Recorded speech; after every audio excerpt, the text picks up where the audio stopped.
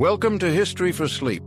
This channel is a place where we explore the ancient world slowly, calmly, and honestly, without rushing, without noise, and without distraction.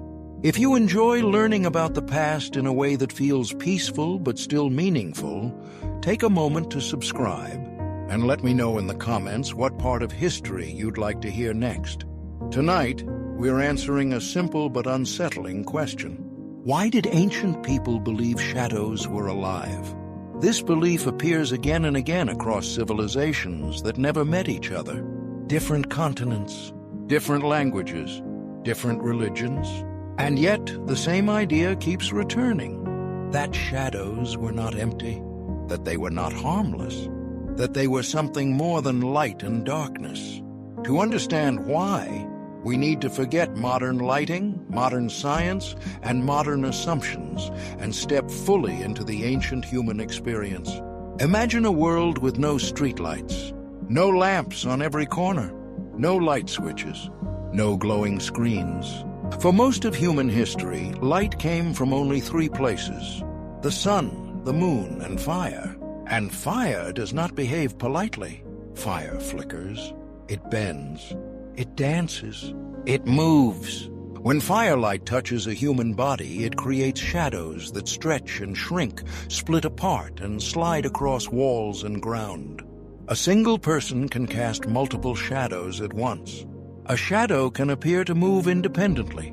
It can grow taller than its owner or suddenly vanish. To the ancient mind, this behavior mattered. Ancient people did not see the world as made of separate categories like physical and imaginary. They saw the world as layered. Everything visible had an invisible counterpart. Everything alive had a spiritual double. Everything that moved had intention, and shadows moved. Early humans also had no concept of optics. They did not understand light waves, angles, or refraction. They understood cause and effect through experience, not equations. And experience told them something strange. Your shadow followed you. It copied you. But it was not you. You could not control it directly. You could not feel it. And you could not exist without it. This made shadows deeply unsettling. In many early belief systems, a person was not made of one soul, but several parts.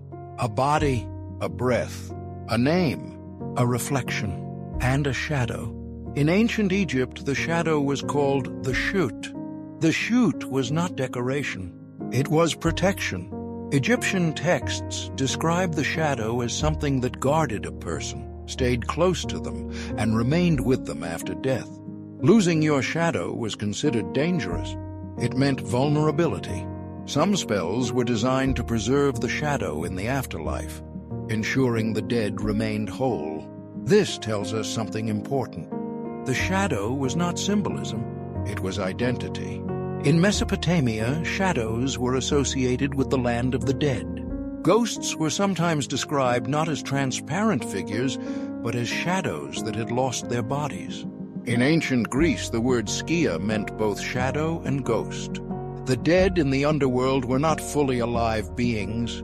They were shades. Literally, shadows of who they once were. This belief shaped Greek ideas about death itself.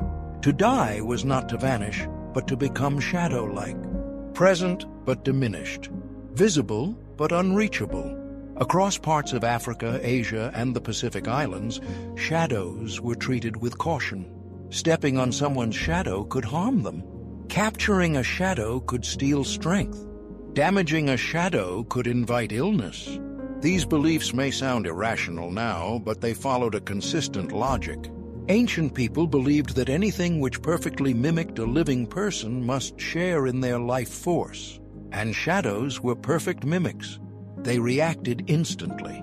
They copied every gesture. They moved with precision, yet they had no substance. This made them liminal, neither fully physical nor fully spiritual. Neither alive nor dead. And in ancient thinking, liminal things were powerful.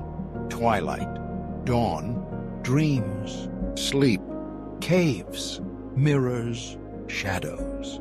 All of these existed between states. and things that existed between states were believed to connect worlds. This is why shadows became associated with souls, not metaphorically. Literally, in many cultures, the soul was not an abstract idea. It was a substance, something that could wander, something that could detach. Sleep itself was often described as the soul leaving the body temporarily. So when a shadow detached from the body visually, stretching across a wall, separating at an angle, it fit into an existing belief system. The soul is moving. This is also why shadows were feared at night. At night, the sun disappears. Shadows behave differently. Moonlight casts faint, distorted forms. Firelight exaggerates movement, and darkness hides boundaries. In low light, shadows blend together. They merge. They multiply. A single object can cast several shadows, each moving differently. To ancient humans, this looked like life, not mechanical life, intentional life. And intention was everything. Early humans survived by reading intention in the environment. Was the rustle in the grass a predator? Was the movement in the dark a threat? Seeing intention where there was none was safer than missing it where it existed. So the mind filled in the gaps. Shadows became watchers, followers, echoes. Not imaginary echoes, meaningful ones. This belief did not fade quickly. Even as civilizations advanced, shadows remained powerful symbols. They were used in rituals, in curses, in protection spells. Some cultures avoided casting shadows on sacred ground. Others built temples so that shadows aligned at specific times of year. Not because shadows were meaningless, but because they mattered. They were messages, they were signs, they were reminders that the visible world was not the whole world. And this brings us to the deeper reason ancient people believed shadows were alive. They believed life did not end at the edge of the body. They believed identity extended outward, into breath, into reflection, into shadow. And once you accept that idea, the shadow stops being empty darkness. It becomes a presence, a quiet one, a faithful one, a dangerous one if mistreated, a second self that never speaks but never leaves. As ancient societies grew more complex, their ideas about shadows grew more detailed rather than fading away. Instead of disappearing with knowledge, shadow beliefs became woven into religion, law, architecture, and daily behavior. One of the most important reasons shadows were believed to be alive is that ancient people did not separate perception from reality the way we do today. If something appeared to act with purpose, it was treated as purposeful, and shadows appeared purposeful. They waited for you. They arrived with you. They left when you left. They grew larger when you approached fire. They shrank when you stepped away. To the ancient observer, this suggested awareness. In many cultures, awareness equaled life. There was no concept of automatic behavior. Movement implied intention. Responsiveness implied presence. This is why shadows became morally significant. Some traditions warned against harming another person's shadow because it was believed to weaken them spiritually. In parts of Southeast Asia, a person without a shadow was feared, not pitied, because it suggested their soul had already departed. In folklore, creatures without shadows were unnatural. Demons, the undead, beings that existed outside proper life. This idea still survives today in stories about vampires. The fear did not come from blood alone. It came from absence. No shadow meant no soul. This belief has ancient roots. In early human thought, the soul was defined by what it produced. Breath produced warmth. The body produced movement. The soul produced shadow. Shadows were proof of existence. And losing that proof meant losing something essential.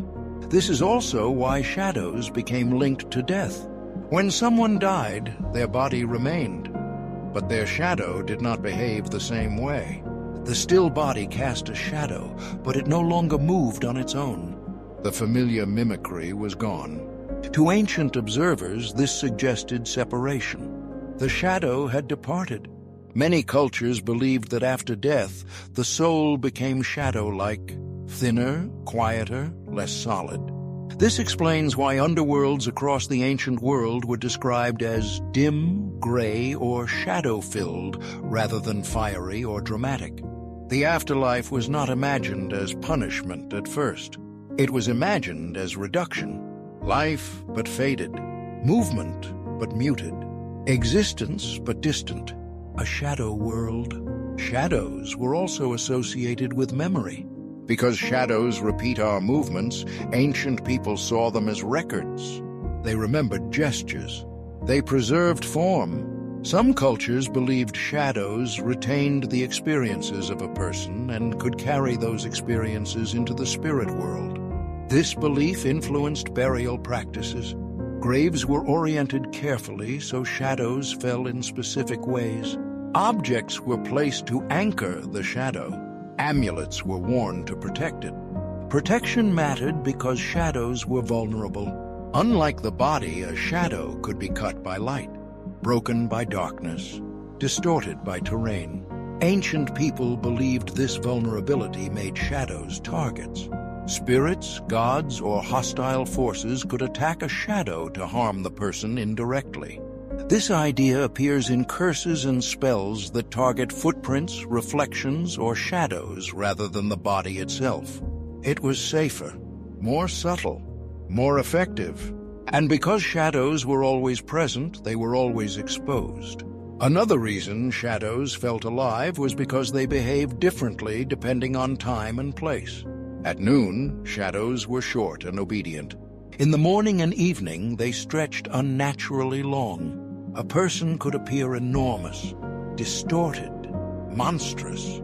Ancient people did not see distortion as illusion. They saw it as revelation. The shadow was showing a hidden form. This belief led to the idea that shadows revealed truth. Not surface truth, inner truth. Some rituals were performed at dawn or dusk, specifically because shadows were believed to expose the soul's shape. Warriors were judged by their shadows. Leaders were chosen by omens involving shadow length and direction. This may sound symbolic, but for ancient cultures, symbolism was not separate from reality. Symbols were tools. They worked. They mattered. Shadows were also tied to time. Before clocks, shadows were timekeepers. Sundials measured the day. Shadows marked seasons. Shadows told people when to plant, travel, and rest. Because shadows governed time, they were associated with cosmic order. Anything that controls time must be powerful. Anything powerful must be alive. This logic appears again and again. In ancient China, shadows were linked to yin energy, the receptive, hidden, and internal force of the universe. Yin was not evil. It was essential. Without yin, nothing could exist. Shadows belonged to yin, darkness, rest, interior life. This placed shadows in balance with light, rather than opposition to it. But balance does not mean harmlessness. Yin could overwhelm yang, darkness could consume light, and shadows could grow too strong. This fear gave rise to customs that limited shadow exposure. People avoided sleeping with their shadow cast toward doors. Children were kept away from long shadows at night. Mirrors and water, which interacted with shadows, were treated carefully. Across cultures, shadows were not random. They were regulated, respected, managed. This management reveals something profound. Ancient people were not afraid of shadows because they were ignorant. They were attentive. They lived close to darkness, close to nature, close to death. And they noticed patterns. Shadows behaved consistently, but mysteriously. They were always present, yet untouchable. Always familiar, yet alien. That combination is what made them feel alive. Even today, our brains react to shadows before conscious thought. A sudden shadow can trigger fear instantly. Movement in peripheral vision captures attention. This is ancient wiring. The same instincts that once kept humans alive still respond to shadows as potential agents. Not objects, agents. And that instinct is the final clue. Ancient people believed shadows were alive because, at a deep biological level, humans evolved to treat moving shapes as living until proven otherwise. Shadow beliefs were not superstition. They were survival. As civilizations became more organized, beliefs about shadows did not disappear. They became codified. They entered laws, social rules, taboos, and moral expectations. In some ancient societies, a person's shadow was legally protected. Harming someone's shadow was treated as harming the person themselves. This may sound symbolic, but in cultures where spiritual injury was considered just as real as physical injury, this distinction mattered deeply. A damaged shadow meant a weakened person. This belief shaped how people moved through the world. Certain places were avoided at specific times of day because shadows behaved unpredictably there. Narrow streets, cave entrances, dense forests, and temple corridors were all considered shadow-heavy zones.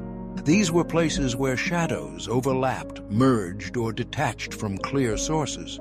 To ancient people, this suggested interference. Something else was present. Shadows also played a role in defining identity. Before mirrors were common, most people rarely saw their own faces clearly. But they saw their shadows constantly.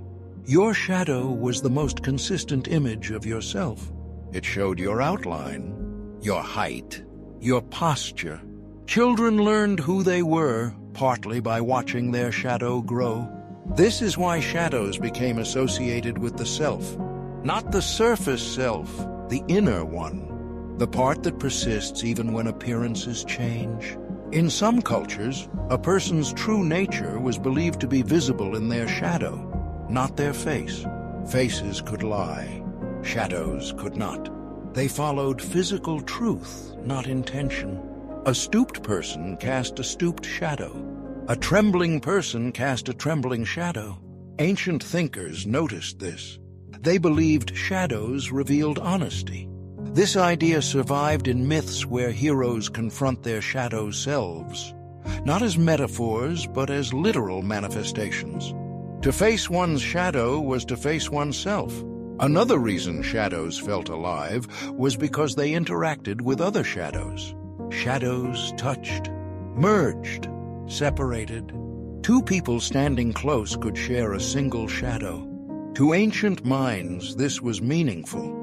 It suggested connection, union, shared fate. In rituals involving marriage, oaths, or alliances, shadows were sometimes deliberately aligned. This was not decoration. It was binding. The shadows had agreed. Shadows were also involved in healing. Some ancient medical traditions believed illness caused a distortion or imbalance in the shadow. Healers observed how a patient's shadow fell.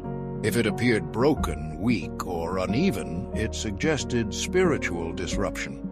Treatment involved light, positioning, and ritual rather than medicine alone. Again, this was not seen as superstition. It was observation interpreted through the best framework available at the time. Shadows behaved differently when someone was weak. A sick person moved slowly. Their shadow lagged. It flickered in firelight. This reinforced the belief that the shadow reflected life force. Children were especially associated with shadow beliefs. Many cultures warned that children's shadows were fragile. They had not yet fully attached to the body. This is why children were protected from sudden light changes, dark corners, and shadow-heavy spaces. The belief was that a child's shadow could wander or be taken. This fear mirrors ancient beliefs about sleep. Sleep was considered a temporary death. The soul wandered. The shadow rested. This is why waking someone abruptly was dangerous. Their shadow might not return in time. These ideas may sound extreme, but they were internally consistent. If the soul moves during sleep and the shadow reflects the soul, then disturbing the shadow risks disturbing the soul.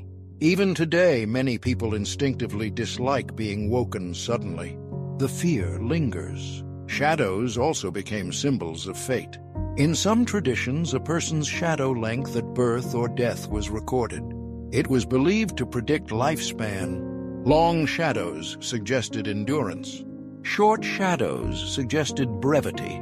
This belief tied shadows to destiny. Not randomness, destiny. Shadows were also used in storytelling as moral teachers.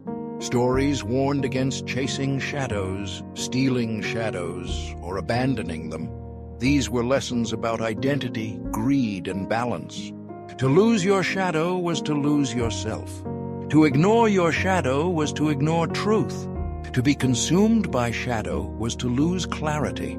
These lessons were not abstract. They were lived. Ancient people did not have the luxury of dismissing darkness. Night was dangerous. Predators hunted at night. Enemies attacked at night. Mistakes were fatal at night. Shadows were warnings. They signaled change, movement, possibility. And possibility was always dangerous. This is why shadows were respected. Not hated, respected. Fear and respect are not the same thing. Fear is avoidance. Respect is awareness. Ancient people lived in awareness. They watched shadows carefully. They learned from them. They treated them as companions, quiet ones, but companions nonetheless. And this is why the belief lasted so long. Because it worked. Not in a scientific sense, but in a human one. It encouraged caution. It reinforced identity. It explained experiences that otherwise had no explanation. And even today, despite everything we know about light and physics, shadows still unsettle us. A shadow moving where it shouldn't. A shadow with no clear source. A shadow that appears larger than expected. Our rational mind understands, but our ancient mind reacts first. That reaction is inherited. It is the echo of tens of thousands of years of shadow awareness. Ancient people believed shadows were alive because, in a way that mattered to survival, they were. They were signals. They were extensions. They were reminders that the world was not flat or simple. It was layered, and every layer mattered. As the ancient world slowly transitioned into the modern one, belief in living shadows did not vanish. It simply changed form. Science explained light. Religion redefined the soul. Cities erased darkness, but the human response to shadows remained. Even today, shadows still appear in our dreams, our fears, and our stories. They linger in art, film, and myth because they touch something older than logic. They touch instinct. Modern psychology tells us that the human brain is wired to detect movement before detail. A shadow moves and the brain reacts before thought arrives. This is not a flaw. It is inheritance. For tens of thousands of years, shadows signaled danger or safety. They warned of predators. They revealed hidden forms. They suggested presence. Our ancestors survived because they paid attention to shadows. That attention became belief. Belief became tradition. Tradition became culture.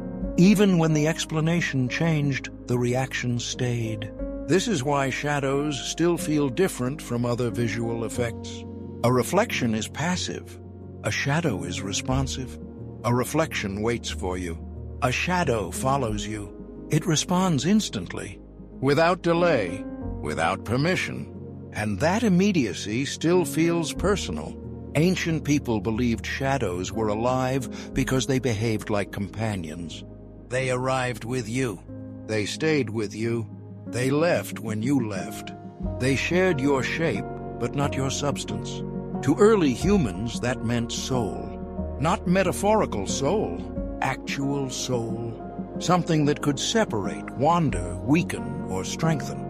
And in many ways, that belief encouraged balance. It taught respect for light and dark. It reminded people that identity was more than appearance. It reinforced the idea that humans were not isolated beings, but layered ones. Body, breath, mind, shadow. Each part mattered. As artificial light pushed shadows away, humans gained safety, but lost intimacy with darkness. Ancient people lived alongside shadow. We push it away. Yet when the lights go out, the old feelings return. A moving shape in the corner, a shadow that doesn't match its source, a presence that feels close even when nothing is there. These moments remind us that shadow belief never fully disappeared. It settled quietly into the background of the human mind. And that may be why these ancient ideas still resonate. Not because they were irrational, but because they were attentive. Ancient people watched the world carefully. They noticed patterns. They assigned meaning where meaning felt necessary. Shadows mattered because they were consistent, responsive, and unavoidable. They mattered because they were always there. And perhaps the most important reason ancient people believed shadows were alive is this. They understood that life is not only what we can touch, it is also what follows us, what reflects us, what remains when light changes. The shadow was a reminder that existence is not just presence, it is relation. A quiet companion made of darkness, shaped by light, never speaking, never leaving.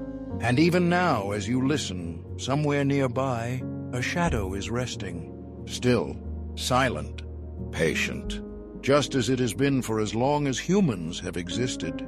Thank you for spending this time with History for Sleep. If you enjoyed this episode, let me know in the comments what ancient belief you'd like to explore next.